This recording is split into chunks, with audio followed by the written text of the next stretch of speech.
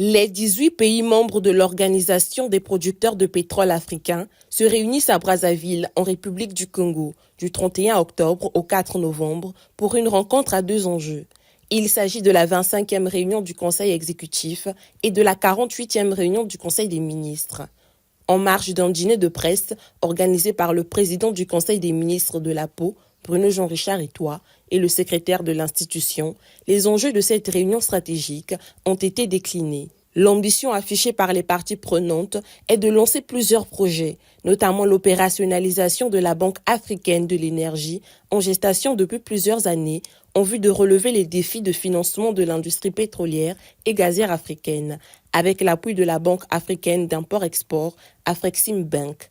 J'espère que nous allons réussir le pari de la Banque africaine de l'énergie, nous allons réussir le pari de restructurer l'organisation et pour qu'elle soit plus solide, et que nous allons engager les challenges de la technologie et du marché. Je crois que c'est fait partie aujourd'hui des chantiers les plus importants pour l'Afrique, et j'espère que l'opinion africaine en général nous soutiendra dans ce combat. Ces réunions auront le mérite de réformer la stratégie de fonctionnement du secrétariat de la Peau pour l'adapter aux défis actuels du secteur énergétique.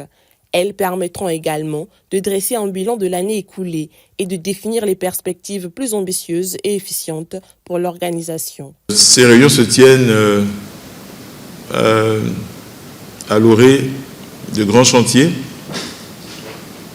de grandes réformes, de grandes décisions qui devraient être prises par la Peau au cours du Conseil des ministres. Il y a 4 ou 5 points très importants.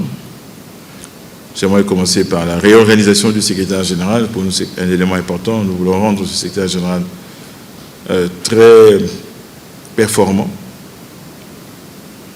très professionnel, mais aussi en adéquation avec ce que nous considérons comme étant aujourd'hui les grands challenges de l'Afrique pétrolière. Nous l'avons toujours dit.